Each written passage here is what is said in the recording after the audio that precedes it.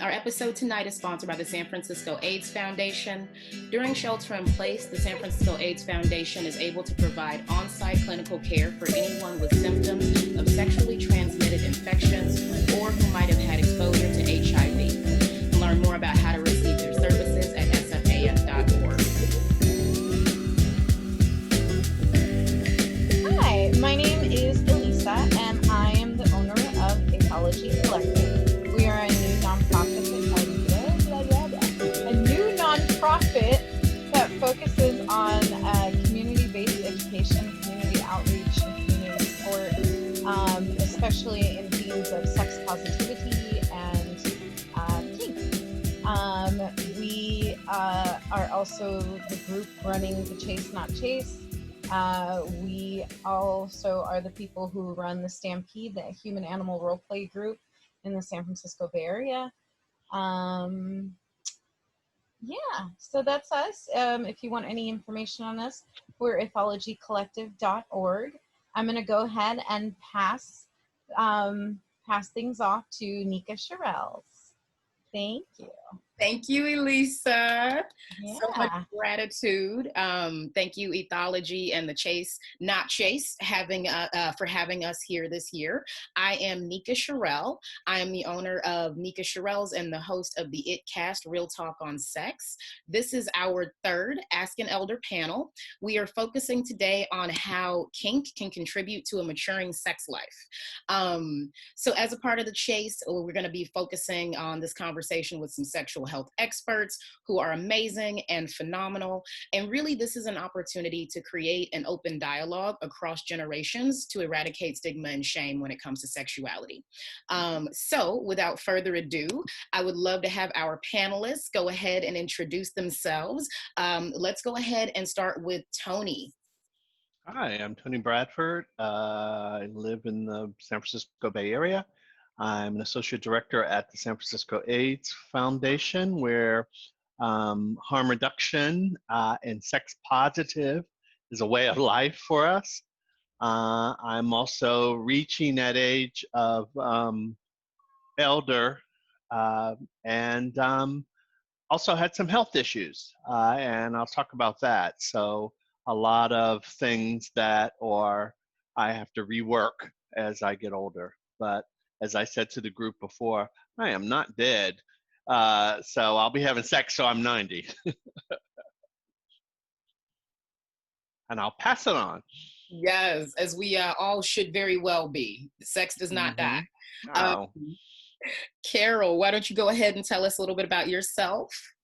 Sure. I'm Carol Queen, and I am the co-founder of the Center for Sex and Culture, which now lives, instead of in a space in San Francisco, in the ether, in the wind, on the internet sometimes. And so people can check out sexandculture.org. It's not very up to date, but you'll get a sense of what we're up to and maybe up to again.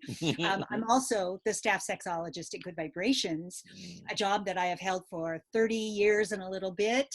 And can I just tell you that being the staff sexologist, actually I've been with Good Vibrations for that long, but I didn't get my PhD until the later 90s. Maybe I haven't been the staff sexologist for more than 23 years. Anyhow, it's an amazing place to learn and teach, to get feedback from people about the range of things that they're interested in. And that was an important place for me to land for a variety of reasons, including that I always had more sexual orientation than I was supposed to have. Like one time I filled out a name tag at San Francisco Sex Information, and there were 14 words on there. And I just want to say, if you've got more words on your name tag, maybe I'll see you around. Yes. Oh my God. I love it. This is powerful. We have some real wisdom in the house, and just like a breadth of what has happened over the years. So Wendy Pony, please come and share with us who you are and the perspective that you are bringing to the panel. Hi there. My name is Wendy Pony. I'm a cart and show pony, and I've been doing it for many years. That's pretty much it. Oh, and age is ageless for me. Thank you. Okay, so to dive into the questions, and guests, please feel free to post things in the chat. I'll make sure that we get to your questions as we go through the conversation today. The first question for our panelists: how long have you been involved in kink, BDSM, queer, and sex positive communities? Feel free to dive in, whoever.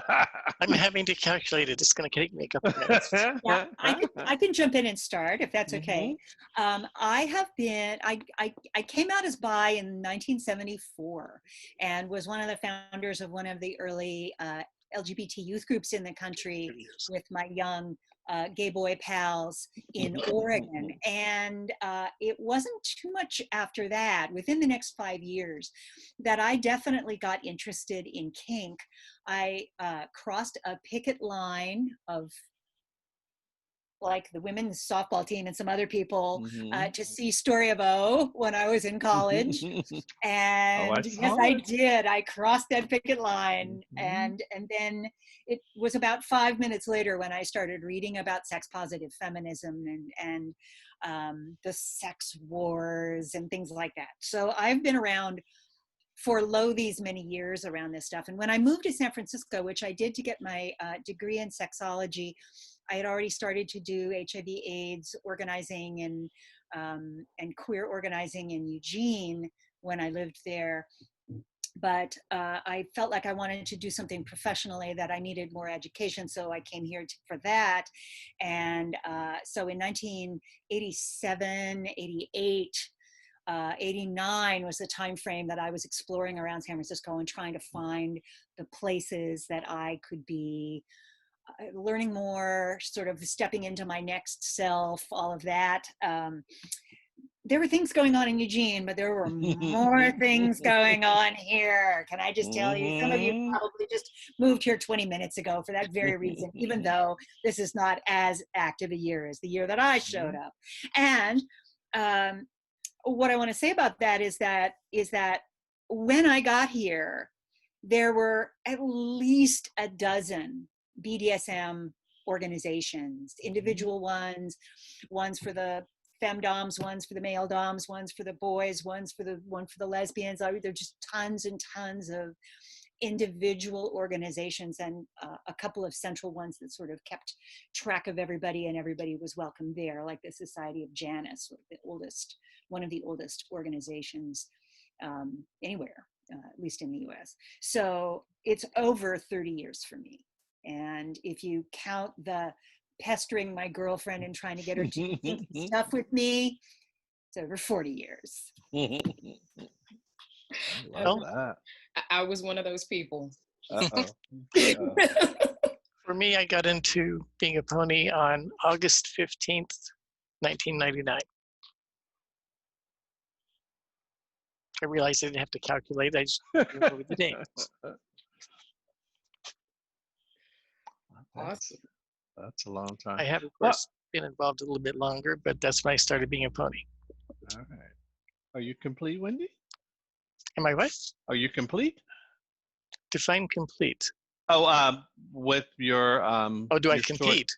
No, yeah, I said, I'm are you sorry, complete yes. with? Got it. Yeah, I'm done. I can't wait to see you.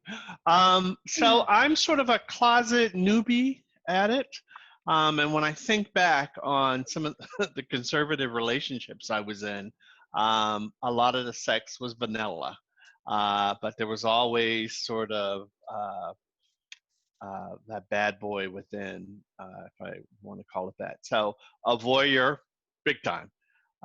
So a girlfriend, and she was a dom, and she told me, we used to have conversations about it, and then I was traveling to Washington DC, and she told me I should look up Onyx when I'm in town. So of course I was like, ooh, but again, that shiny new excitement of finding out something new. Fast forward the last 15 years, I kind of been working on me spiritually and experimenting. And so as my body's changed, my mind has changed, and I've become freer, I'm looking more into it. And what I think for me is it's an enhancement. It's just I need a little more thinking or a little more stimulation. It used to be 5 minutes. I'm done.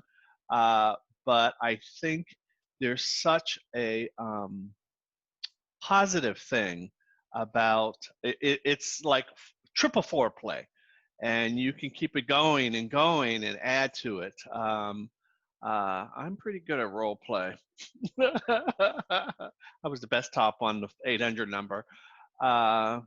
So just that kind of thing. And one last thing I'll say, Nika invited me to listen to a puppy and a handler, and I was the mask and everything that goes with it. I was very leery of that because I just have some issues with that. But if I like the idea of putting something on and going into, once I thought about it and going into that other realm, and that will take you to relaxing or get into character. For me, I think I had some issues with that because I'm like, where am I going? I want to be me, but it excited me. And I'm like, okay, that's what I need to understand. So, take baby steps, find out what you like, and what I'm finding out is it's so broad.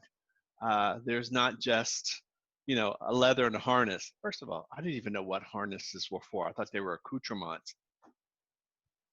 They're technical. You got to hold on to something. I didn't know that. Now I get it. I'm like, oh, you need help. Hold on. Oh, that's what it was. I just thought they were, fancy bras. Yes. Oh my God. I did. I'm like, now I get it. So. Oh, thank you, Tony. Thank you, everyone. That's so spot on, and I love what you pointed to. That like sex is more than penetration, and sexuality and intimacy, like triple foreplay. So I would love to hear what are some of the major experiences or changes you've seen since getting involved in your communities. Many more people. Say more. Not all of them well trained. They're not well trained? Not all of the many more people are well trained. Could you say more what well trained looks like for those of us? Yeah, who don't know what that means? Good manners, knowing how to interact with people in dungeons and out of dungeons. 50 Shades of Grey wasn't that bad as people have told me it was because I watched the movie. But it didn't do that good a job of teaching people how to interact. Yeah, I agree, and I think if I can jump in, I think San Francisco we were so spoiled, not spoiled, but we benefited from the variety. And I remember I was out of town, and these people were sort of in a space, and they were giggling and laughing, and it totally, if you can't come in and play well with others, then, not to be here. And if they were in the Bay Area, they would have been shocked. It's just that there's so many different places to go. You learn the etiquette. And as Wendy's saying, I think that's what's missing. And of course, when they closed the bathhouses and all the other stuff, and by the way, they were getting ready to make a vote on the bathhouses, Carol, I think if you remember, and then COVID-19 started. They were going to bring them back or start to lift that. And that's where I got to see, harnesses and swings and whatever. And I think that just helped me. I'm old enough to remember all the club baths in every city. I think I visited them. But again, that was your way to fantasize and get away. So I think this new generation, Wendy, is that they don't have that now. So I'm hoping it'll come back as soon as COVID-19 is over, because I think there's also a section of folks that don't have that option. You know, I tell my clients all the time when I do a workshop, it's like, you are not dead, and you can, you could get out and try some things. Don't stay home and just and go, woe is me. You're grown now. you You're an know, adult. You don't yeah, have to stay home. exactly. And go watch, go see. I told Nika when we were talking to the puppy and the handler, I'm like, is there a pet store? Like, how do I get involved? I asked that question. But those types of, what is it, chrysalis and did I say it right? Places where you go and learn and see and be part of. I think there's a generation that's missing that. So Yeah, I'm really hearing there's yeah. a missing in, you mentioned etiquette and also like understanding the culture, the community, and like what consent looks like. I'm definitely hearing you mention 50 Shades, and I think everyone in this community has an opinion about the way that 50 Shades portrayed us. And the biggest concern is that people are diving into the community without the education and without the consent parameters to know how to behave. So I'm really hearing that. And I'm hearing, Wendy, that like this isn't something that's necessarily getting better. Well, this consent parameters should have been programmed into them from childhood as part of the vanilla world. If they just brought vanilla world courtesy with them, they'd already be 90% here. Yeah, I think that's really important. But the other thing that I think I want to call a couple of changes based on your original question, Nika, because I've thought about this a lot lately.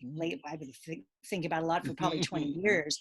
When I stepped into the community in the 80s, it was not brand new, but it was a lot newer than it is now. And sort of the energy was pretty fresh, and there was a strong sense that we had to really get everybody on the page around consent, negotiation, information. Like you could run around going, yeah, I'm kinky at a party, and go home with somebody, and Lord knows what kind of situation you would wind up in. What does that even mean? It means a million different things, right? And the whole focus on knowing your own interests, limits, boundaries, the 3 lists, which the very important forebear Cynthia Slater, one of the founders of one of the big cheeses of Society of Janus from the 70s on until she died in the early 90s of HIV. She helped bring that to our community, and now it's used all over the place, right? So that was huge. And I was a college feminist in the 1970s, a queer feminist, and I never heard the word consent so much until I got to kink parties and kink education contexts. I want to thank the kink world of the 70s and 80s, particularly the later 80s when I stepped in, because already the whole topic of this panel, that was alive then. The you've got HIV, what are you going to do? What is sex now? The Surgeon General in the late 80s or very, very early 90s, the Surgeon freaking General of the United States sent out a brochure to every household in the country. Most of you people weren't probably born yet, but I hope that your parents saved this brochure so that you could see it, but I don't know if they did. Mine is somewhere. That told people that they could do kinky play as part of a safer sex strategy.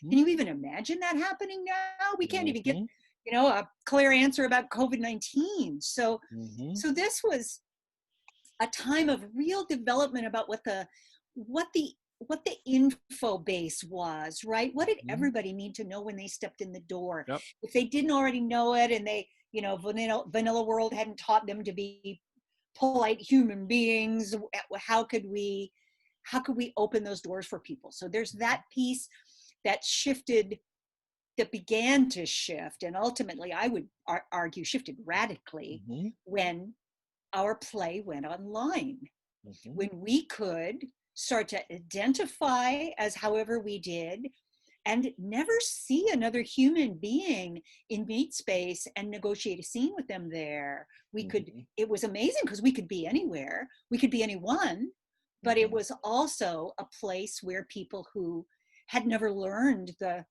ropes, whether or not ropes were your thing, could just basically step in, become Sir Domly Dom or whoever they were. Mhm. And then when they did get into a room, you really had to check to see if they knew how to tie the freaking knots without cutting off Mhm. your neurology, right?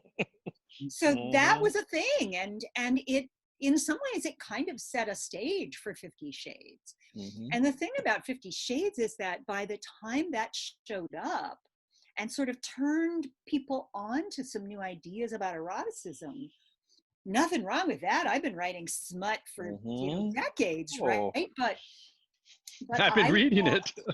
I think Mhm. I want, Mhm. and as I looked to Patrick Califia before me for smut that was hot and had Mhm. information built into it about ways to play that were real, and you could pay attention to and learn something, in the same way that people look, to porn for information, and sometimes you Mhm. get information and sometimes you don't get good information Mhm. in that context, because that's not why it was made in the first place.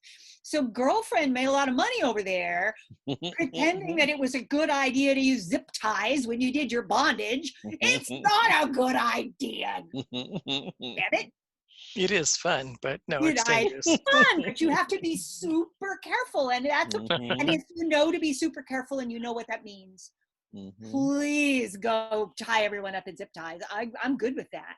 I'm not good with people being opened a door to ideas that never comes with the idea that there is a knowledge base. I'm a Mhm. geek. I like the knowledge base, and I want everybody to like it. Mhm. It's hot.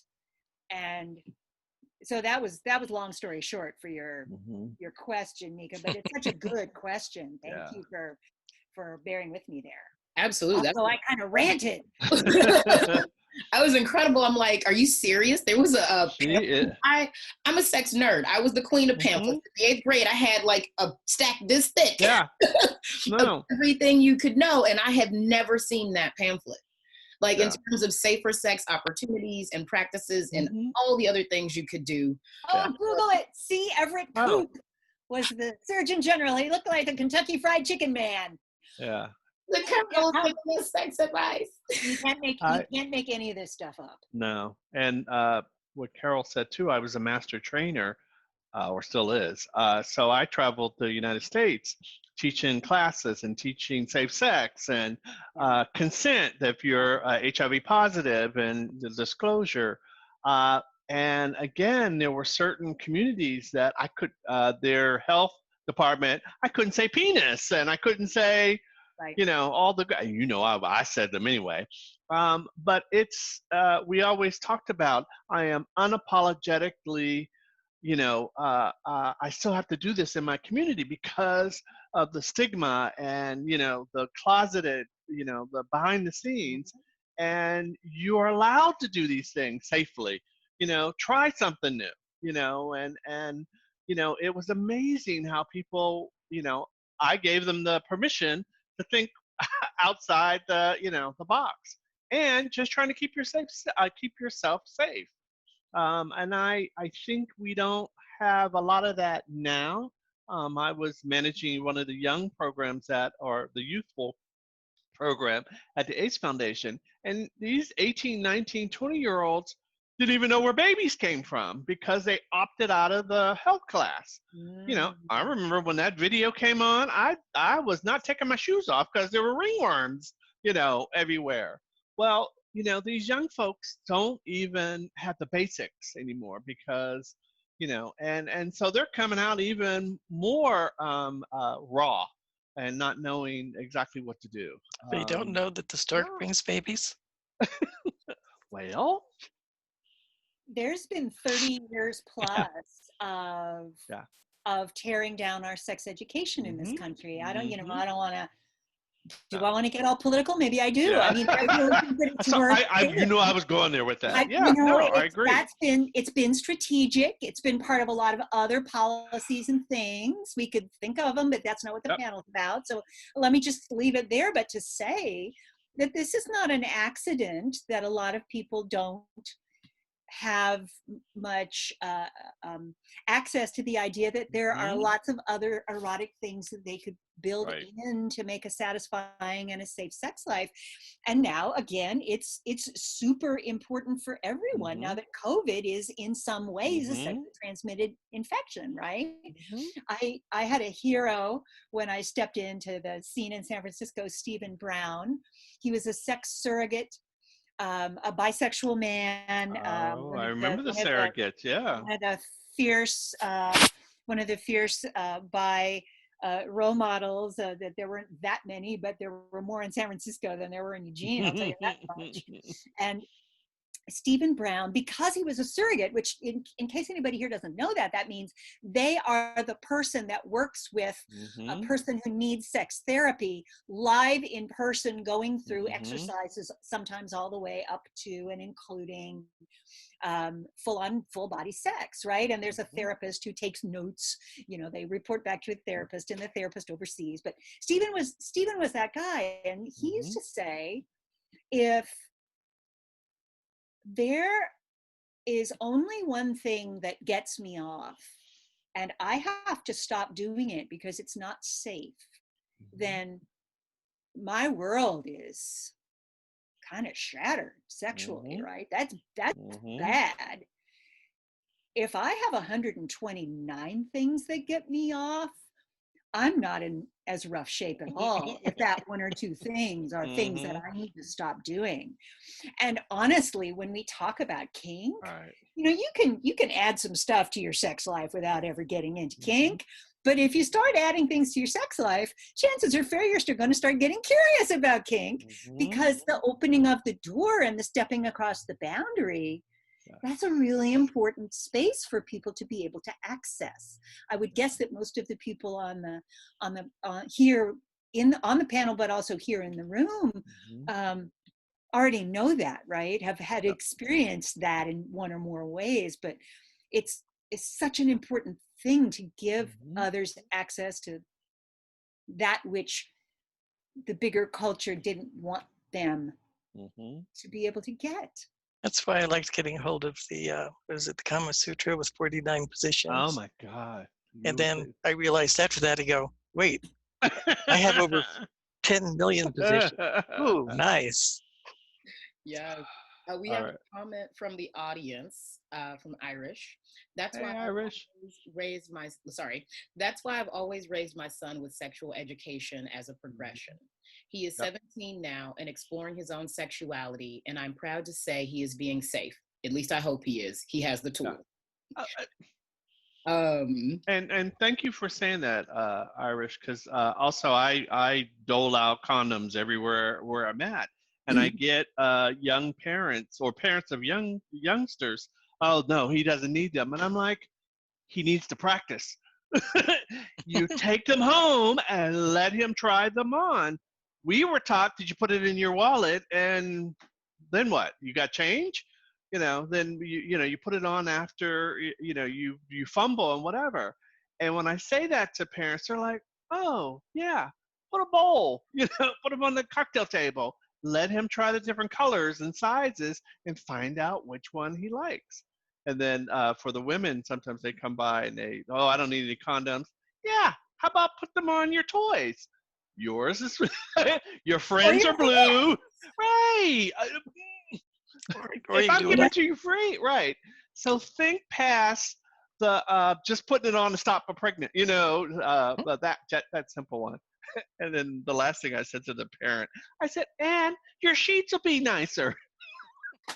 She died. I'm like, "You That's throw it right. away, it's done." That's right. But I Oh, have to talk like that. And I love doing that because you like it's kind of what Carol was saying. You just stimulate another way of thinking, and that traditional closed way. There's more to it, and I love, Iris. Thank you that you have a healthy son that is gonna fill himself out, and so he knows. And when he gets to a partner, because I'm like, okay, I'm gonna get mine. How did I learn that one? Because so many relationships, oh, you didn't do this, and you didn't blow up my ear, and you didn't do that. No, no, no. I am not responsible for your pleasure. You get your own, I was So lucky enough to have my parents teach the same way that Irish mentioned, progression over time. mhm, Sometimes a little earlier than I could understand, but they taught me early on things like uh, they didn't teach the stork thing. They actually explained that a seed would come out of father's body and go to the mother, mhm. and that's where the babies came from. But they didn't give a context. So I'm sitting here trying to figure out, so how does the seed find mom?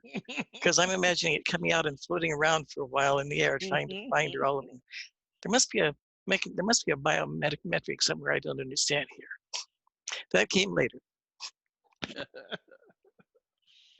Oh, I love this. I shared one time that I use condoms more than I use dick. Like Mhm. they're valuable and they're useful, and you want to make sure that things stay clean and safe. Another comment from Irish. My son is trans, so we had other talks. Sorry, I think that says son. We had other talks about making sure he had one for himself, for partners, just in Mhm. case his partner forgets one. Yeah. Um, So, okay, one of the things I want to talk about on this panel, since we have all of you amazing minds here, what are some norms and stereotypes that people have about sex and aging? Did we stop after a certain age? The obvious one? Oh, Not here. you see me fuming. Get hot. Well, I'll start because I got my. First of all, the medical industry.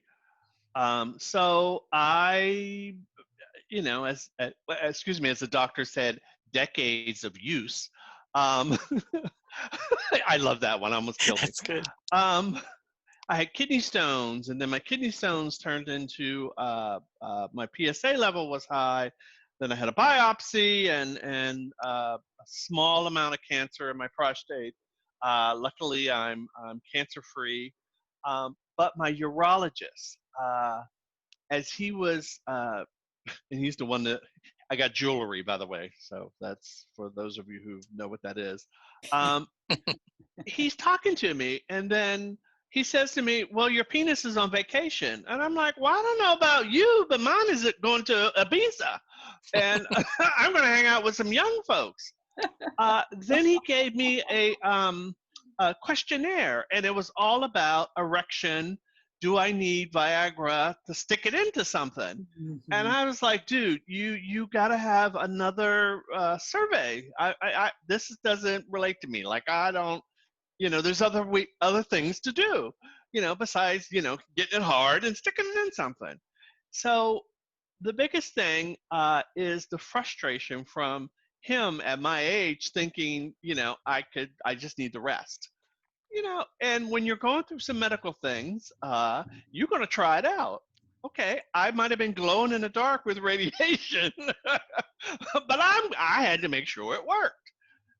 So all those things that you do at home by yourself to make sure you're working, he was telling me not to do it, and it was more for my from about my age than the technique, well, of me doing it. The second person who doctor, so I have a fib or little issue, and the first uh, heart doctor, my orgasm. I had a hard time Mhm. shooting. And nobody knew what the hell I was talking about. And so she said to me, before I had my ablation, she goes, and I'll take care of that. And that was the first time that a doctor realized what was happening. So I have another episode of AFib. This current doctor, I sent her a text like, hey, I'm having a little problem with my orgasm. And she's like, well, you should see your general doctor. I'm like, okay, see, you don't know men, either she doesn't know how the pipes all work, but those conversations about your anatomy, and if I wasn't proactive about it, I would have been sitting at home, with it on the floor. And I went to also like a class. You have to go for like a heart school, and I looked around the room. And I was like, I am not these people. But I saw so many people and their friends and family enabling them. And I'm like, you are not, somebody told you that, okay, you're old and you got to sit still, whatever. I'm like, no, So I always had a goal, and I'm like, no, I'm going to get better, and the pipes are going to work again. But there was so many people that they just decided, oh, I'm done. I got to, how am I ever going to please my wife? And how am I ever going to, no, you figure out how it's going to work. And I saw that firsthand, that society and doctors and whatever, they don't want to talk about the sex part. As you get older, that, oh no, you shouldn't be coming. I've been coming since I was 13 and not going to stop. So again, I go back to just being proactive, and back to, so now I'm a poster boy for prostate cancer. And this is where I need to talk to all the brothers and sisters, not all brothers. Well, no, the sisters too, because they need to tell the brothers to go. Mm-hmm. If, first of all, find out where your prostate is. Nobody knew what it is. And urgent care is not a doctor. Yeah. So just that basic, I tell my nephew and nieces, get a PSA test. And they're like, what's that? And I'm like, have you had blood work?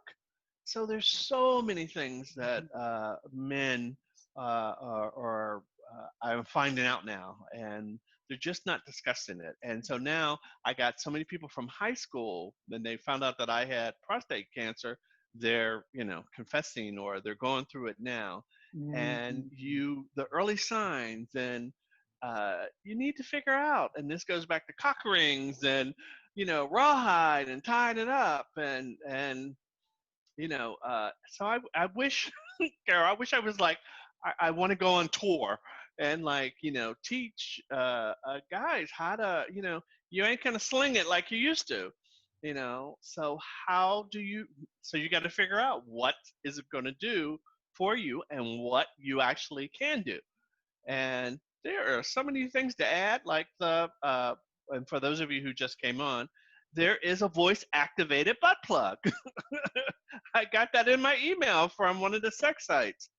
You tell it harder, and it starts vibrating. That is cutting edge, so, there's things you might need to lift you or move. And I think you have to research that, and don't settle, I guess is what I'm trying to say. That, if somebody tells you you're, oh, you have this and you have that, well, you're going to get through it and you figure it out. Yeah. I'm really glad you said don't settle, because right. That just speaks to the myth about, well, you're older, it's going to stop soon anyway, which is linked up with you're older, and one of the reasons it's going to stop soon is that you're not in the attractive zone anymore. Right, look at her face. I love it. Yes, that's exactly. So, that's how I felt. Right. So wrong to put that. My partner Robert is a disabled man. He doesn't have HIV, but he got permanently disabled with a chronic pain condition during a time when it was pretty common still for the guys with canes looking a little thin in the Castro to just be ignored like they were ghosts. And he started to feel some of that, you know, we're just looking right over you. And that is, that, you know, that was exacerbated by HIV, of course, but it's garden variety ageism is what it is. And ageism, you know, linked up with worry about well-being and disease and health and all that stuff, even more so probably. But there are plenty of people who, as you said earlier, just don't give up and don't have any intention of giving up. I mean, I feel like one of the things that one of the things that I really want to follow up what you said, Tony, is that, you know, people think that they go to the doctor if they have a thing with their body that is a thing, or they need some advice, or they need some help, or whatever. If it's a sex and pleasure related thing, much less a kink related thing, the doctor has almost certainly not learned very much about it. Doctor school doesn't include very much sex education. And what it does is mostly about reproductive anatomy, which is relevant to playing with your reproductive anatomy. I realize that, whether or not you ever reproduce, but it isn't about the kinds of knowledge that we assume that doctors might have. So I'm not surprised that you've had these experiences, but I'm horrified because so many of us have had, my partner had a little fisting accident once in the 1980s. You should have seen how the doctors dealt with him. Like a doctor standing there staring at him going, "You can't do that," when he explained what had happened. Like the idea that this was not possible. Somebody take those doctors to a continuing ed that actually specifies some things that we all know either via our own bodies or from friends who are playful and share with us what kinds of things that they have experienced. Because the one thing I can say about our communities, both sex positive and kink, is that, again, once you step over a threshold into these communities, you can start to hear other people's experience and learn a lot, not just about what happened when they did whatever that was, but also the million ways that there might be to have some fun. And the danger that I think we run is to think that one person's experience is all person's experience, because I don't think that's true. No. Once we get that figured out, then we can start using our negotiation skills, and then we're off to the races. And if I can add, Carol, I have a friend. He is going to lose his prostate, so he was ready. You know, I'm calling all the family, and I'm never going to be intimate with my wife again. I'm like, you have to expand now. What does that look like? You know, and you can't just say, okay, you just get on top and I'll go to sleep. No, you know, you can't work like you were 22. How do you enjoy it together and still make things work? So it's not a death sentence. And I think that whole, and especially for brothers, and I'll speak for the men of color I know, you know, it's your calling card, you know, when you can't perform anymore. And I remember working for the men's group at church, and I'm like, have you ever tried a cock ring? And they're like, what? I'm like, well, either you go to the sex store, or rawhide will work. And I'm like, you need help. you need some blood up in there, you know? It just, you know, and the minister came up to me, she goes, you're talking about cock rings at church? I'm like, well, I needed to know. But something that simple that, you know, guys don't know. And you need to know stuff like that before you go and have an operation, number one, too. I've had friends who do that. And you're damaged or you're cut. And you can't, you know, perform. So there's so many options, and I think the pleasure and the kink that just expands your menu of the pleasurable things. And I'm just thinking, and you bring in somebody you love. I mean, that's icing on the cake. You know, one of my fantasies was, you know, I'm a couple. We just sit and watch. Yeah, popcorn, you know? See, that's So the we've been voyeur calling in it me. play for a long time, Oh, both all right. in the BDSM kink world and in the frisky vanilla with maybe some cherries on top world, right? And it's not an accident that that term got embraced, because the idea that you're using your creativity and going for some fun stuff with yourself or somebody else, you know, that when we get rolling in a scene, the creativity comes in and is what really, you know, enlivens it up. It lights it off. And if you can't feel creative about, well, anything, but about your sexuality, then you do fall in a rut, right? And I think that regardless of whether we're speaking to people who identify around kink or ever will, the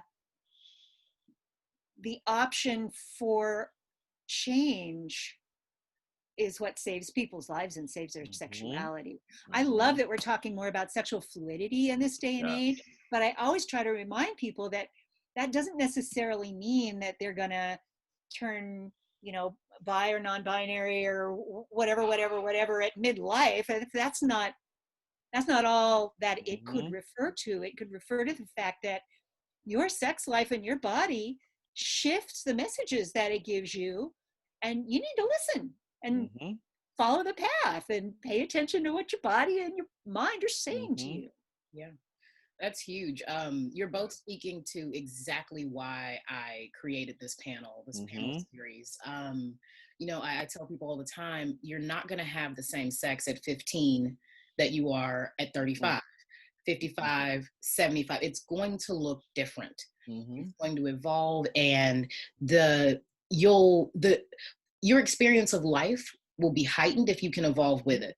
You know, without buying into the shame, the giving up, the settling. Like, those are the conversations. And thank you for shining a light. Like, it's really like, are you going to choose to settle? Because a lot of people do. And you don't have to. No. It's not the only option.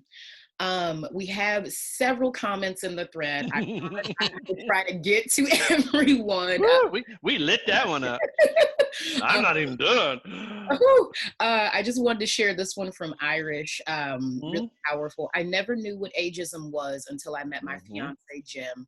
He has a herniated disc and is actually inpatient physical therapy at the moment because his spine swelled up. I talk to people about it and they assume I'm also his age, but when I'm only in my 30s. And then suddenly everyone's like, oh my God, seriously? Isn't that gross? And I'm like, no. Like, really, the age differences in dating, what's being spoken to. I'd love to let you all continue, get any feedback there. Wendy, if you want to dive in, please feel free.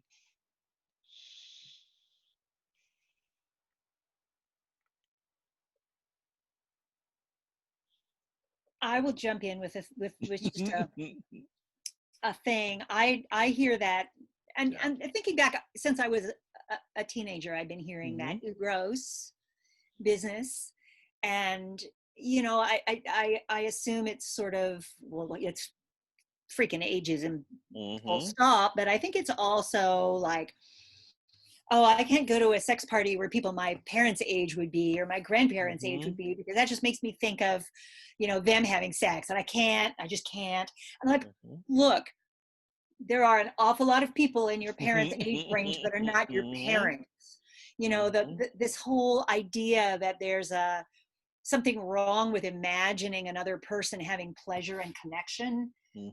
Whoa, that is deep. It's deep, and it's not good for us, and it's not good for the older people who, you know, feel that coming at us. That's rude and awful and inappropriate in many ways. Somebody told me recently that I used the word inappropriate, so that meant I was judgmental, and I was like, well, once in a while. I'm pretty non-judgmental most days, but there are things that I don't know, just set me off. So, but then also those people are going to carry that they're going to turn a year and it's going to start to screw them up. Whether it's screwing them up actively when they're young, I mean, it's keeping them from having some awesome dates with some hot people who are older than them, right? But eventually they are going to fall into that pit, and they probably won't know how to get out if they never ask themselves, why do I believe this? I remember being a kid and sitting with my best friend. I must have been 10, maybe 9, thinking, like, my sex life hadn't even started yet. And we were discussing when it was going to be over. And I decided it was probably going to be, I don't know, about 40. That seemed pretty old. Sorry, everybody who's over 40. I don't believe that anymore. I came to San Francisco, went to kink parties, and I saw people my grandparents' age, leathered up, fishnetted up, all, collared, this and that, doing some things that I was like, what are they doing? And I might add, doing them well, because they'd been practicing for a while in many cases. And it changed what I thought was possible for me in a way that's so profound I can barely even articulate it. I'll just leave it with that short statement, but just let me assure you that it meant so much to me to get that there wasn't a stale date, there wasn't an end date. I was who I was on a path that those people had been on since long before I was there. And that gave me so much courage and space. I really, really, we're not all going to parties right now, but I really encourage people to kind of meditate on that, because it made such a difference for me.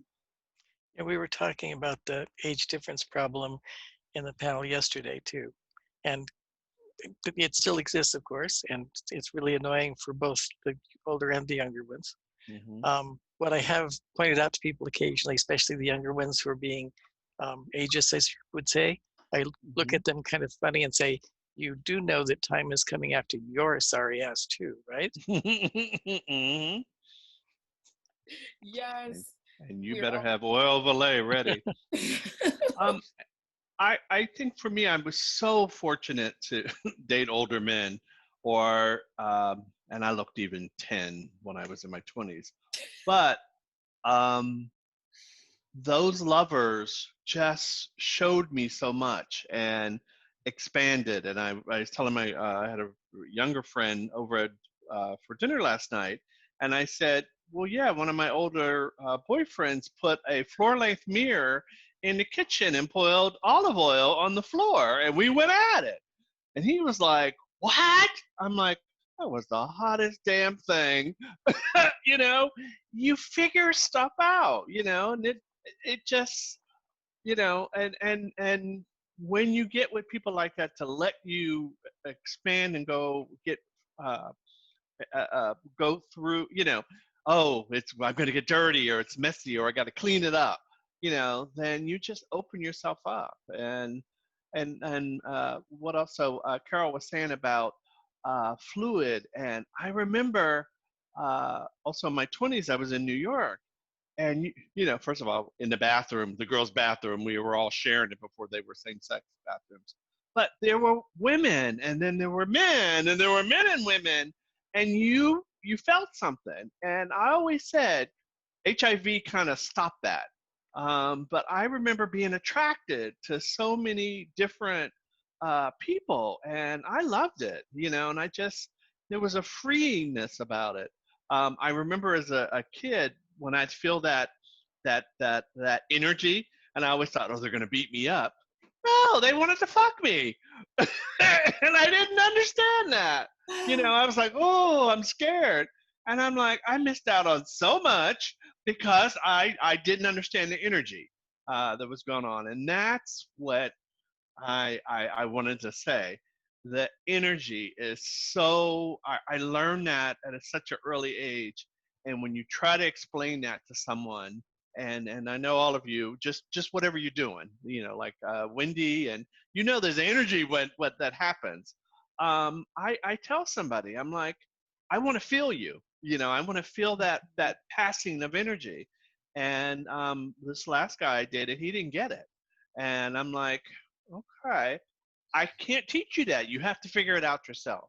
Mm-hmm. And it's something, you might get a few 5 minutes of, oh, that was good, but did you really feel it? You just went through the motion. So if I can teach, which I know they have classes, to get you in touch with your energy and knowing who you are, and I just think it's so hot to just stand there and just feel that person's energy. You don't even have to say anything, and that just wrecks me. So I think I feel wonderful that I had that experience, and if I can let people, crack open whatever is holding it back. And again, we talked about it. It's that old traditional stuff, or somebody else's angst about it. And what I do love is how the younger folks they're in a puppy pile, and you're laying on each other and whatever. It's when the parents or some adult tells them, "Oh, don't do that." That's sex. It's like, no, that ain't sex. We're just touching. And so when you start to learn your touch and your feel, and women taught me that, a few women, as I was confused, you know, no, I knew what the hell I was doing. I was like, oh yeah, I might be gay. You want to try try to turn me? But I did. I went through that phase. But I had a girlfriend and a boyfriend at the same time. And I there was a difference. And I always tell other gay men, dating a woman is so different energy-wise than being with a man. I said that's besides the mechanics. I said there's such a difference. And I said if you haven't experienced it, you wouldn't know. So I'm glad I got to have part of that. But I think that energy and exchange, there's something, and I don't want to get in bashing millennials or in the computer, or just the disconnect. I think is what's missing. Yes. But I shut up. Thank you. Just getting in and touching on play and creativity and ways to really like build in new relationships with what we have with sexuality. It's so huge. It reminds me, one of my most inspirational moments, I think I was like 14 and I was talking to my older stepsister who lived in a nursing home. She's older, she'd gone blind. And she told me about this boyfriend that she had in the nursing home. And he was paraplegic and he couldn't get an erection, but he could still have orgasms. And she was so excited. She was like, no, it's so great. And they had a great little relationship. And the fact that she was like telling me about these experiences and like what's available no matter where you are in time in life, in your body, like the body doesn't quit. Ethology Collective mentioned that when it comes to play, she's a teacher, they're a teacher and they see it in kids all the time. They get the same joy as adults get when they're allowing themselves to play sexually. And then another comment from Irish, sex just seems to get better as we get older. So very real. You all perfectly segued into my next question, which is what are some gender and sexuality based assumptions that you have personally dealt with?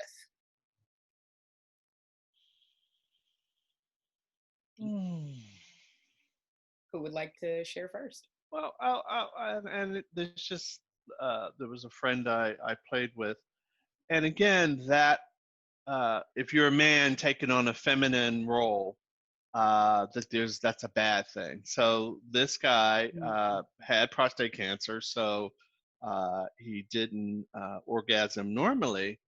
But he said, "Hey, do you want to play with me?" And I'm like, "Sure, bring your little bag. I'm game."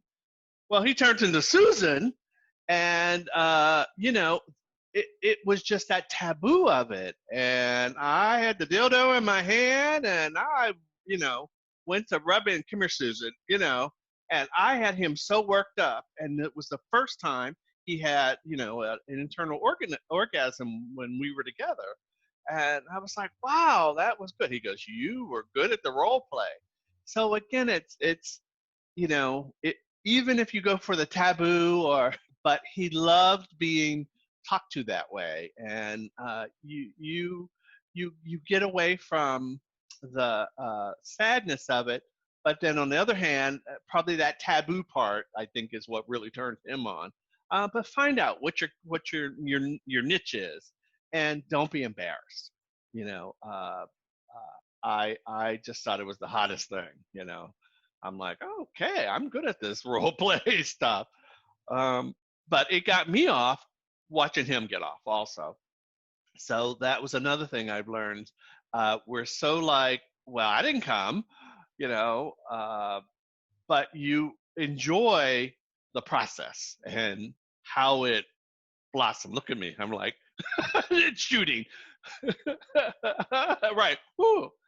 And it made me, when I masturbated, 2 days later, and I thought about it, I was like, then that was my pleasure. And I always tell, like, when I first date somebody, I can't orgasm when I first have sex with you, because I got to think about it. I got to want to have sex with you again. And I got to see, I'm like, okay, that was cute. That was good. That looked, it's now I got to that point where it's not just, stick it in and it's automatic. I need to want you, and I need to think of those things that turn me on. And there's nothing wrong with that. There's, oh, well, I didn't please you. No, I'm fine. I'm going to get it later. And be clear and supportive in that. It's not always, it happened last night, I'm like, okay, it's been so long. I didn't know what to do. I was thinking of too many things. It's like, okay. That's energy again, but it's also the sort of the squirrel wheel of the mind, right? Where you get on there, and sometimes you are not helping the orgasm come with all of the thinking. But if you can separate out what you get and then take care of yourself later, or bring it back to the next encounter or whatever, that's a sort of a sophisticated way. Hours later, I was good. To come up against, the spirit is the spirit willing? I don't know. The flesh, I don't know. But you're banking fantasy experience, things to, move through again. I just think it's wonderful to be able to, you're time traveling a little bit when you do that. Yeah. So my gender myth and stuff. So I spent some time as a sex worker, and it was very useful for me to do this as a sort of an adjunct knowledge gaining space. Plus I paid my rent, but it was info. It was heavy info gathering from a variety of people who are in my client world. And it was so interesting to see. Almost all my clients were men, very, very rare exceptions. And it was so interesting to see how older men who weren't having erections and ejaculations in the way that they probably did some decades before, either, sort of came up against that as a barrier that was hard for them to overcome, or got creative. And I had the fellow pull a cock ring out of his pocket. I had the guy with the briefcase full of sex toys. There were all these people who you would never be able to pick out if you passed them in the financial district or wherever it is that you might go past them, who were, I believe, utilizing a sex worker space as a permission space to grow in certain directions, how they were in their home lives or other, non-paid partner lives. I have no idea. Some of them probably were very different with sex workers, and some of them were probably basically being the same way. But the other thing that was interesting to me about that part of my experience is that the madam that I worked with was a couple decades older than me, and she still worked. She was certainly in her 50s, at least when I knew her, if not maybe a little older. And this whole idea that was related to my, oh, I'm going to turn 40, it's going to shut off, Right, you know, right. like the kill switch is Right. built into the mechanism. No, it's not. The idea that I had that it was youth and beauty that was attractive to other people. Beauty can be very, very attractive and compelling and wonderful. And there's a whole other range of attraction that's possible. And I was so glad to have that opportunity too, to see that right in my world. Because when I started to get menopausal, honestly, I've been a sexologist and a sex educator for decades. Did they tell me everything I needed to look forward to about menopause and perimenopause? Who knew there was such a thing as perimenopause? What the hell is even that? Oh, that's when it starts a decade sooner than you thought it was going to. I guess no wonder my mother didn't ever mention that. Yeah. She was probably kind of distressed. So I didn't had know. That's what my sister said. I don't know what the fuck is happening. Every just day it's remember different. my Right. mom being a mess, and now I think maybe Right. I have some insight as to why that might be. And just as with your visits to the doctor, Tony, you know, the would somebody in the world catch us up on what the variety of possibilities are, what we can expect, what are things that we can do to get through, and you know, and get into the hot flashes or whatever it might be, right? So I am really grateful that I have been living in a world where at least you didn't have to stay silent about all of this. At least there are, and I don't want to leave it at least, because there certainly have been pieces of like ways that fantasy and role playing got even more important to me at that point. Ways that kinky fantasies, even when I'm masturbating, if it doesn't feel the same way as it did when I turn on the vibrator as it did 20 years ago, and it doesn't, it feels different now. There are ways that my dirty little brain can intersect with what is going on in my body. And we should never forget that the brain is so central. I mean, Kink allows us to let the brain be a maximum, even if you're not a sapiosexual. Kink allows us to let the brain be a maximum part of our arousal and our experience. Your because brain is an erogenous zone. It's an erogenous zone where orgasm happens. It lets us interleave and appreciate the sensations that we haven't taught our sexual sensations, but anything that our nerves are processing for us, you could eroticize. You know, there are so many senses. All of them have erotic potential, except I've never known anybody to eroticize the pressure of cerebrospinal fluid. But out there somewhere, someone is all, if I ever have to get a spinal tap, I'm going to make the best of it.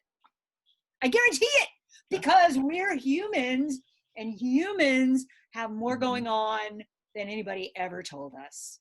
We've got all the things going on. Not all of us have all the things, but all together we have all the things. A related example is that as humans, we can stand any pain. Other animals can't do that. Yeah. I think Dune, the movie Dune, pointed that out one time. Herbert wrote a story a long time ago, and that was one of the central points: is how to test for a human versus a not quite human. Yeah. Were they fully human or not?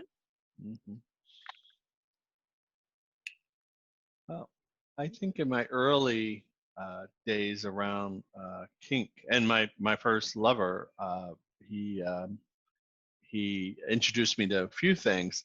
But I always felt that it was for somebody else's pleasure. I didn't have the introduction then as I have now, and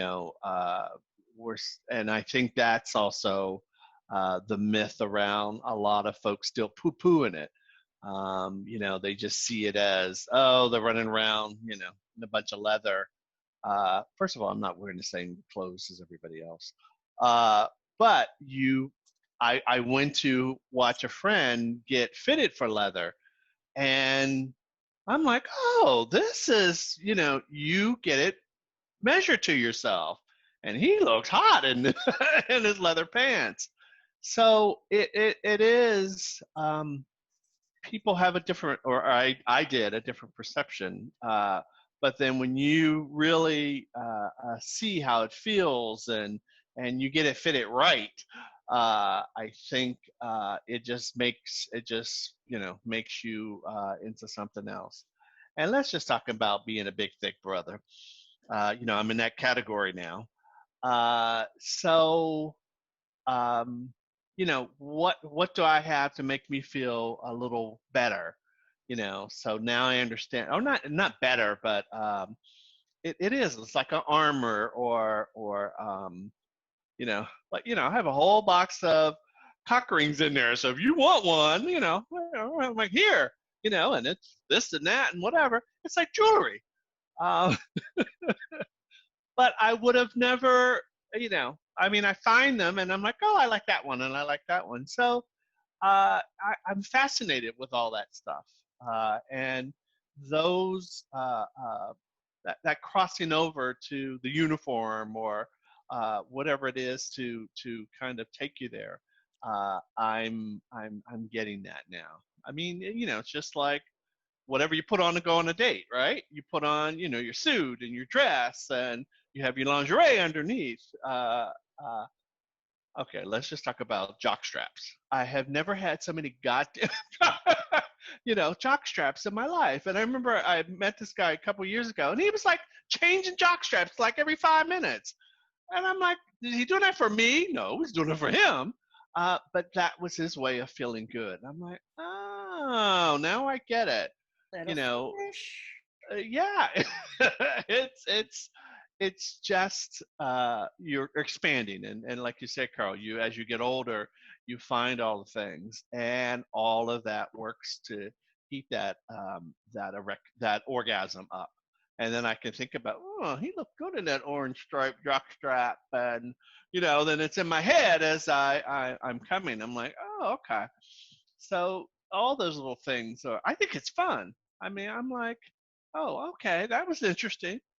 And I think so. I'm telling you all my business. It is that taboo. I don't want to say taboo, but smack me daddy or hit me. You start saying those little things. And I swear to God, I used to get so turned off by that because I didn't understand it. But, smack me and call me Susan and pull my hair and, it's on. I'm still not done with it. Yeah, you gotta be the right person to choke me. But I see that in some porn all the time, right? Like, what the hell is that? And so whatever it is that to get you going. But now I look for clues. I'm such a critic now. I'm like, oh, he didn't really like that, or that wasn't real. I'm like, oh, that's a different position. And then I tell my friend, oh, I saved this video for you. So that's been my new thing.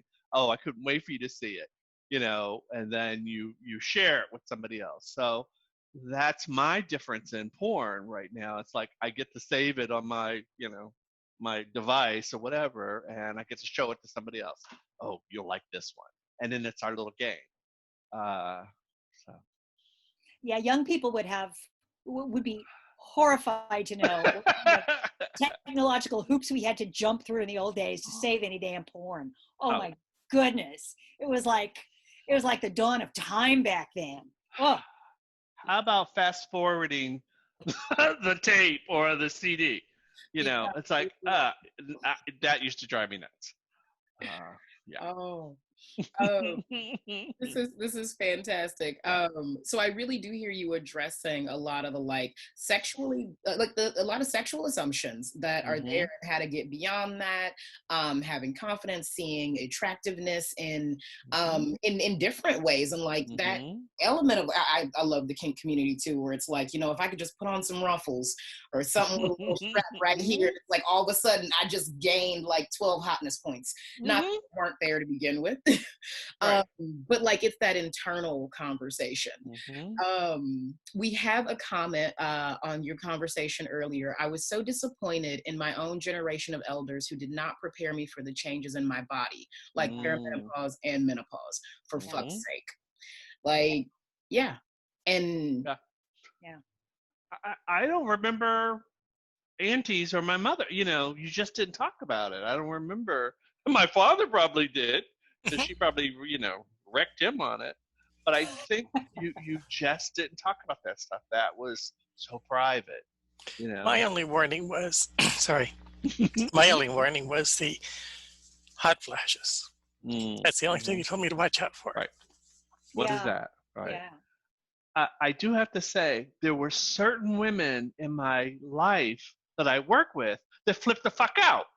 And now when I think about it, they were going through menopause. And it's like, you know, they kind of went crazy on the job and then sort of, you know, left.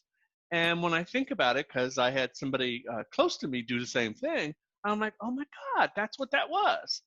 So there's so much that happens out in the community, in your job, and a boss employee relationship, you know, your parents or whatever. It's all due to that, and we just don't make space for that and talk to somebody about that until you blow up and whatever. But my sister just kills me. She was like, what the fuck? Every day she like has something different. But she and her husband, so she has a whole closet full of like heels and fishnet stockings, and I'm like, go girl. I just never thought my sister would do that, but yeah, she did. And you know, she just said you have to. It's almost like pulling off layers. And she talks about dress up and then I'm too hot. So you figure it out and you work it out. But your partner, I have to say, my brother-in-law is very supportive, and you know, I just think that would make me crazy, you know, especially sleeping with somebody that's either hot or cold or whatever. They have separate beds now, you know, and that's okay. And I think back in the day, I would have been upset, you know, oh, you don't want to sleep with me. I understand separate homes. I understand separate states. You know, come see me on Friday night. I want to be Marlo Thomas. I know, you know, Donald's coming and we'll have our date and that's it. You know, and I don't have to worry about it. But now, you know, there's just so much going on. But I wanted to say something else. Oh, so back to the energy thing, and I was trying to explain this to teach a class at church, and I think that's another big thing is that we don't talk about that energy and that exchange and that intimacy, and kink has that, and I didn't think it did, and I get it. You know what? If I had a contract, you just told me, okay, this is what happens. Blah blah blah. You know, I understand it. I know you know, I know what it is. But you put that energy to it, and it's something you look forward to, and you just keep trying things until you know you feel something. But I used to think it was a lack of something. Does that make sense? Like, oh, they're doing that because, you know. Because they're disconnected. Right. Because they want to wear leather. They want to be a motorcycle player. Like, no. You know, but now I understand that you're creating that energy and that intimacy around you to build up, to, you know, add to the fire But one other thing I wanted to say. Oh, okay. Let's just talk about the pills. So the urologist says to me, he was like, "Well, do you need some Viagra?" Or, and I'm like, "What do I need that for?" And that's another thing, He's like, "Oh, okay." Well, I'm like, then I called my friends up, like, "Should I have some in the house? Do I have just in case?" And I'm like, "Well, how long does it take to kick in?" So all these things you have to think about now. So I had a date, and the person came over and said, "I forgot to take my pill." I'm like, "Okay, well, the thing didn't move." And I'm like, "You forgot to take your fucking pill?" So that also, so I got a prescription just in case somebody comes to my house and they didn't take their pill. But I'm glad that I thought about it and at least called my friends up and was like, "Okay, well, what, should I have some pills?" But again, if you don't know what to do, you don't know how to talk about it, you're stuck and you don't know what to do. Then one of my friends like, "There's something called rhinos they sell at the corner store." Oh yeah, they're $20 a pill, so it's some sort of natural thing. Yeah. See, I'm teaching you some new stuff. Be careful with that stuff. Exactly. Folks. Be careful with that. Yeah. Nobody like pays any attention to what's exactly. in that. The comment really made me think that we are talking so frankly about changes in the body, ailments, menopause, whatever, as well as sex and erotic and kink play in this discussion. But I think in the sex positive world there is a little bit of a bias against or away from. I'm just riffing here, so I'm not sure I'm saying a fact or just something that's my impression, but a little bit of a hesitation about talking about things that get in the way of us going, we're enjoying sex now. We have overcome our shame and our fear, and we've stepped into a whole new world where we can be comfortable and sexy and hot and everything. But then we start having to talk about some shit again. And I think that is a little taboo in some areas. I think that's part of why somebody might not have warned you about perimenopause and menopause and changes and things like that. There's also the over there it looks like this and over here it looks like that. So you can't always assume that your perimenopausal friends did it the same way you're going to do it. There's that. But having at least a freaking menu list of the things that might go down, that might be good. Well, and I go back to the pill thing, and there's other ways that I know another friend he shoots something in his penis, but those are also I didn't know about that until I had it, and I so I said something to my friends. I'm like, we talk about fucking and sucking constantly, but nobody talks about all these things that are happening. Blood pressure medicine. That you have prostate issue, that you're taking pills, you're doing injection. Where's the manual? Where is the book? And gay men, we over 50. I'm not going to have sex anymore, but all these things is to help you continue to go. And I'm glad we're talking about this. And I had that group of people, and I went through this. I can't tell you I'm the poster boy for prostate cancer and what else did I have? Stones. That's another thing. If I hadn't gone through that, I wouldn't have found out all the good stuff that was going on, and now I've gotten through that. But even having pills and what it does for your other meds. So that's another conversation. I'm reading my meds. These two depress me. This one I'm going to grow tits. What? And then another one, oh, okay, so my pipes or open. So yeah. See, again, we just take a pill or take, oh, here's my prescription and I'm going to take them. I looked at exactly what I was taking because I'm like, okay, something is wrong. There was one combination I took that I had to stop because I was itching. I thought I had fleas. Yeah. And my body was crawling and I'm like, what is going on? So again, that was another thing. And I know I'm crossing over, I'm getting better, but when you're on meds and my favorite one is the one that keeps for kidney stones. So all my pipes were over. I am up every hour. You know how hard that is when you're trying to come and you got to pee every hour? Okay, so try to work that. And then I can't, don't not take the diuretic because then my leg swells up. So, yeah. At Good Vibrations, it's been very interesting to talk to customers who come in because their doctor sends them in. Mm-hmm. And there's somebody's got hemorrhoids and the doctor thinks that they should get a little butt plug. Mm-hmm. Somebody has rectal issues and the doctor knows where the cock rings are. Those kinds of things. There's the pelvic floor, need to exercise the pelvic floor, and there's all the things.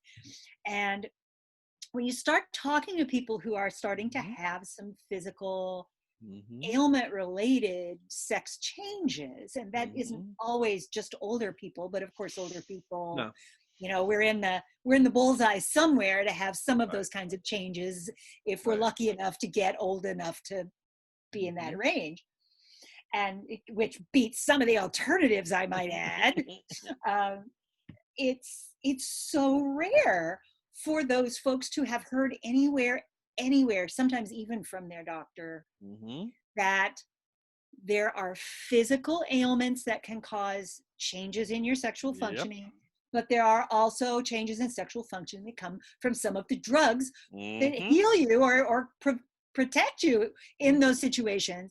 And the one that I think is especially relevant to younger people as well as older people is that depression can stop you from feeling pleasure with orgasm. It can take your arousal away altogether. It can make it take a year and a half to have an orgasm, all that stuff.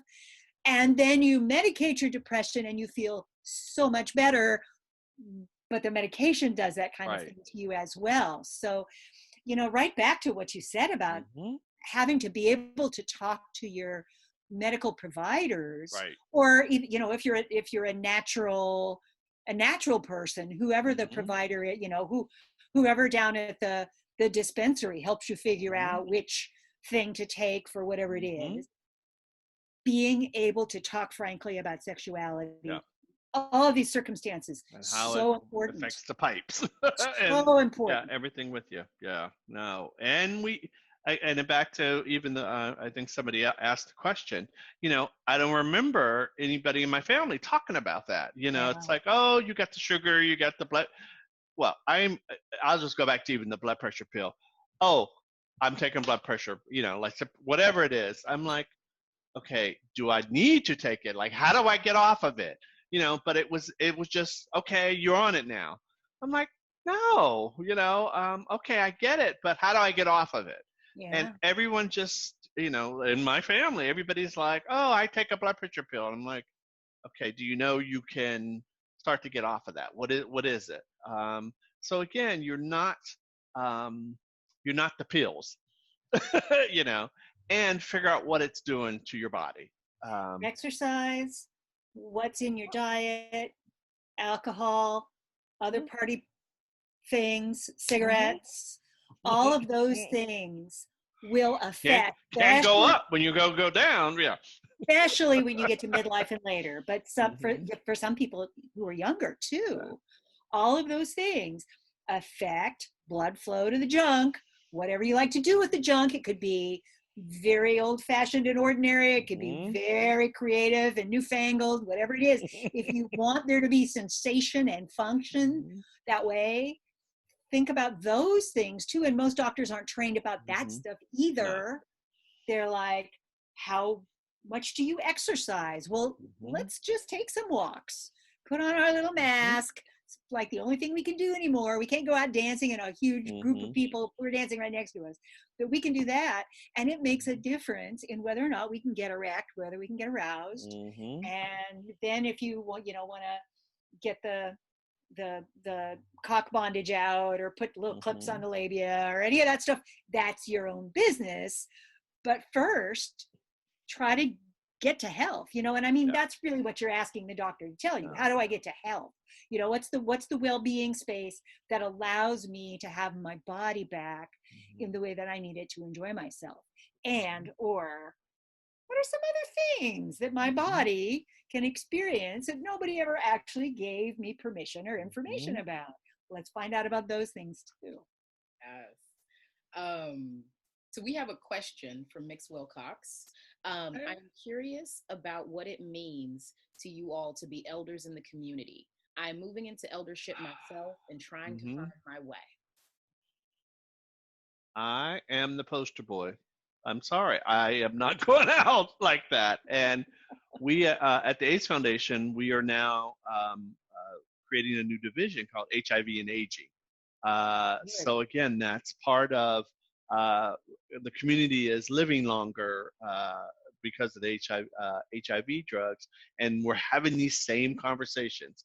Well, what does that feel like at 60 and 70? And I'm still taking this pill and that pill, and how do I, how do I function out there? And I say all the time, like, go to a bathhouse, go to, the one in Berkeley. I said, figure out what it does for you. You are not, you're not dead. So even with this COVID-19, I said to my friend, I'm like, what did we do before, when we were going through this? He goes, we went to the gay bar and picked up somebody, but now you can't do that. So COVID really, I've never seen so much porn in my life. But figure out what it is to, Zoom. You can do the little naked thing or whatever that is. Check the lighting first, just to make sure you look good. But that is such a new way to communicate this way, where you can't touch. And this has forced us to be more creative. But back to the aging, I said penis the other day, and I was talking about my prostate issue, and two people came up to me, you can't say penis. I'm like, this is exactly why our communities and men are not talking about it. There is, and as I get older, I'm talking. And I think I'm giving myself permission, and I'm hoping the people around me get the same permission to talk about it. There is such a properness, or whatever that thing is, that nobody wants to talk about sex, or we don't say penis or whatever. I should say cock, or maybe you'll hear it. But men, and I'll just speak for myself, sometimes they don't even look at it. They don't even know to see the changes. My brother-in-law, he wasn't peeing for like months, and he never told my sister. And she was like, how do you not know you think that was okay? He just, he was embarrassed to talk about it. So we have to, as we get older, break those norms. And I'm not dead. There's Daddy Hunt, and there's all these websites. And here's my biggest thing: it's okay to pay for it. You get for what you want. I did think of that, years ago when I was 22. I'm like, oh, I'm not paying for it. I can get it free. Put it away. Okay. I have to shoot it. One of the so they call it trade, or like on the street down in some of the communities. And one of my friends is like, well, no, you tear the 20 in half. He gets the 20 when he comes in, and he gets the other half once he completes the the act. And I'm like, it costs $20? Oh my. But my friend, he budgets his sex money each month. So he knows how much he's spending towards whoever is going to do it for you. I thought that was brilliant. And it's okay to do that. And so you do you as you get older. And as you hit your 50s and they say, "Oh, it's fabulous, you don't give a care anymore." No, you care, but you're going to push like I said, I'm living to 100 and I'm not going out. Like sex doesn't stop at 50. So if you need to tie it, buy it, see it, figure that out. And that's just as important as putting food in your refrigerator, is your sex and your appetite. I think we don't value it enough when we get older. Did I answer that question? So I think, and that's where I'm going. So you'll see me on the poster boards everywhere talking about, figure out, what your pee-pee does and what it's not doing. My biggest thing is know where the prostate is. That's another thing. Oh, I don't know where it is. What is it? Yeah. Stick a finger up there, Oh, I said that too one time. They didn't like that. I'm hearing that it's really important to just be willing to have these conversations. Exactly. Like, just, because people aren't doing it. There's not enough safe spaces. Right. And they are looking for conversations around like leadership. So I know you spoke to like what you're doing with San Francisco AIDS Foundation. Carol, I know you do a lot of work in the community. So like ways that they can contribute back to the community. And that's important, and have the conversations. And just like Carol was saying, where we were teaching HIV education 20 years ago, now I'm teaching, how to grow old and how to have sex and how to, keep your apartment and, fight for what we never thought we were going to get older, some gay folks. Right. And especially when you're living with HIV. So it's a whole new, like I said, division. And those conversations in those classes is what, and I love writing curricula. So that's the kind of stuff, because Carol will be coming in having a sex talk soon, and that's important, that they hear people, they see people talk about it, and it's not embarrassing, especially if you got a issue.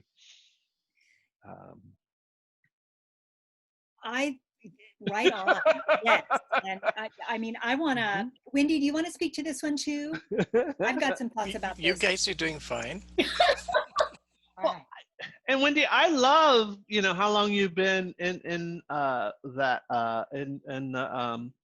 the pony thing, and that defines you, and I would love people to see that and know that, and it's like a bowling league.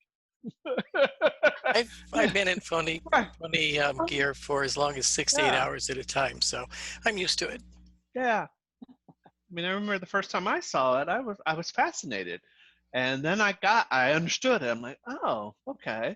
There was a camaraderie. There was it was a handler and the cart carriage and the person. I was like, oh, I was jealous. Also very elegant. Also so elegant. So I really love this question, and I wonder if I've thought enough about it. So, but let me just say a couple of things. What getting to an elder space has meant to me is that the history that I've lived is ever more important to me. So I think that's sort of the bottom line out of which I answer your question, and also it also helps me sort of find myself in a changing time, right? One of the things I'm sure that many of us on this call have lived in these communities long enough to hear different kinds of terminology come into use, and the need to step up around issues of identity that weren't issues of identity that surrounded us when we were kids or pups or whatever it is that we were, right? And trying to sort of step into the now of our identity communities when we came from a somewhat different place that also had so much that we can compare the present to. Like I keep telling people when I go out and speak that, you know, the things that are going on in our politics and our culture now are not brand new. You know, marriage equality is not especially new. We were talking about that when I came out in 1974. The thing that's different is that it hadn't gotten to the Supreme Court yet. It hadn't even gotten to any courts yet. It was decades of putting one foot after the other. You know, some people not thinking that that was their priority. Some people feeling like they were queer and they were past all that stuff. But we and many of those people gave us the polyamory community, as well as the, you know, the hetero poly people who also, you know, came together with us in that way. And I just think it's really important for us to know our history, even if we're fully aware now that we're in a generation that is different from that history. If we don't know the history, we don't know what the mistakes were and the successes. We don't know what the dangers are as clearly. We can get more of that information from the mainstream now than it used to be that you could. But as our discussion, you know, this has been a wide-ranging discussion, and the thing that I'm really going to take away from it, I think, is we're still not talking about enough stuff. We're still not letting people in enough on diversity issues and you know, when I use that term right now, I'm talking about sexual diversity, but of course, you know, race, oppression, this is a hell of a year, and it's a hell of a year in ways that are also bringing things home that still need work, that still need us to step up, right? So those things are what are so important to me, stepping into elderhood, you know, thinking back about how we didn't do enough before, thinking about what the circumstances were that stopped us from that, what steps we were able to take, how we can teach about that now. And you notice none of that stuff that I'm talking about yet has anything to do with you sort of introducing sexual options to people, except as far as identities and communities are concerned, right? The human rights piece, all of that stuff, the politicized stuff. But the internet, I said before, I said at the very beginning, the internet changed things, and it wasn't just in the kink world. The internet changed things, and it changed some things very much for the better. And it's, as we look around us, hi, Michigan, changed things very much for the worse, both. And I really want to make sure that people who are several decades younger than me understand both sides of those changes, because the internet is very, very, very broad, but it is not very deep when it comes to looking for the detail of what our lives were like back in the day. Back before 2000, kind of forget about it. You know, if you want to get any detail about that, you come ask an older person in person, or read a book. Or you look for the historians. Our childhood, our youth is now in the hands of historians. I've learned more about the details of Stonewall from historians in the last 3 years than I knew from my community. And I came out less than 5 years after Stonewall, right? So there's always going to be more stuff that we didn't get when we were running around as a bunch of wild kids trying to figure out who we were going to be. But those gangs of wild kids getting into it, getting into trouble, getting figuring out who our people were, who the Mm-hmm. appropriate people to want to have sex were, all of the, what our Mm-hmm. identity was growing into being, Mm-hmm. those gangs of young people all across the country turned into elders. How did that even happen, Mm-hmm. right? I see. I blinked and it happened. That age, that problem of age coming after all of us. Yeah. Yeah. And one thing before my brain drops off, the other piece that I want to say, and this is to the question, how to be social and older. Standing in a gay bar, what a Miller, you can't do that till you're 90 or whatever. So what I talk about a lot, what is your extracurricular activities? And I made a joke about the bowling league, but you got to learn to live and do something, the social and expand your circle of friends. And I think some folks didn't learn that as they were coming up, oh yeah, I don't go to the Castro, and I'm just using San Francisco. So, or I'm in recovery and I don't go to the bars. Well, are you flower arranging or, I play tennis. I have a bunch of friends that I'm in the color guard, drum corps. We go to competitions. I judge. There's so many things I do. And I talk to people. I'm like, well, what do you do? Well, I just go home. I'm like, you've got to find a thing. And that's I'm trying to remember if my dad, joined a club or something. They had a place they went. They all sat around with the other old people. But again, that was a social hall. And I think, it might not been around drinking, but how do we get people to do something different and get out of their apartment? So back with Carol was saying too, we're trying to do mobilization, especially right now. Get on the internet, call, do those kind of things. Do what you do. Maybe what your vocation was. Go volunteer. Go teach classes. Go into the schools. There's so many things you can do, and COVID-19 shut it down. But when when we get back to normal, those are the kind of things that I'm going to talk about with HIV and aging. You are not sitting down on the couch watching your stories. Only 3 stories now. Get out and do something. Guess what, gay people are allowed in the schools now. You could go in and talk to students and teach. So, or the Boys and Girls Club. I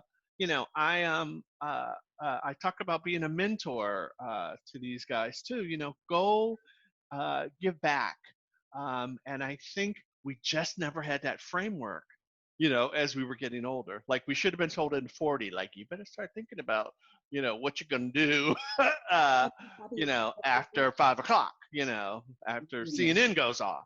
Tony, I think this is so important, and I think it's important to say. Mm-hmm. I mean, we know that as LGBT people age, sometimes it's tempting or necessary to go back in the closet. So there is a certain level that those of us who are privileged to stay out can do to continue to keep links of community and connection to those folks.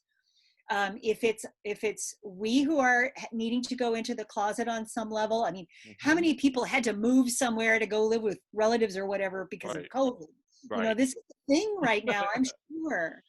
And how many of the kinky people out there can not tell most of the people that they know in their lives that they are kinky? So these kinds of links, even if they are only over the phone with people that you've known or via Zoom or whatever, but also if there's something in your community that allows you to go someplace where more progressive people gather, you've got a little more chance of finding people who are like, well, sure you're queer, sure you're Yep. kinky. In those, you know, I'm not Find I'm your not telling tribe. everybody how to vote. Well, yes, I am, but I'm also saying that where are the people? I know people who have, when it was time to go back to church, Mm-hmm. headed to the more Unitarian side of things in order to know that they would be fully welcomed as who they were. So it's a lot, right? There's pieces that have to do with our sexual connection and our ability to feel pleasure, and there's things that have to do with our human connection and our ability to find the people that make space for us, so that we feel as though we're part of the community that we need to be. Yes. Oh, panelists, thank you so much. Oh, you mean we're stopping? We can't keep going? It is 3 on the dot. Clearly. Oh my God. No wonder I'm hungry. We are going to have more of these conversations. The last thing that I heard you all really sharing is really putting it out there that the conversations that we missed growing up, the things that we would have wanted someone to say to us, wanted to hear, wanted to know, we now have the opportunity to deliver that. Not just amongst ourselves and our bubbles, but like to the younger generations and to really keep it open, because unless we take a stand, it will be systematically dismantled, as you pointed out, Carol. So thank you so much for that.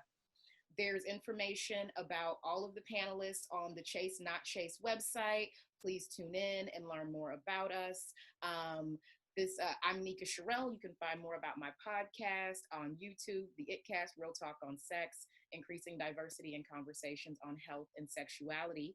And with that, I'm going to turn it back over to Ethology Collective, our host for the weekend, with their music and fish. Thank you so much to all the panelists. And thank you, Nika, for putting that all together. I had such a great time listening to everyone and, thinking about my own body and my own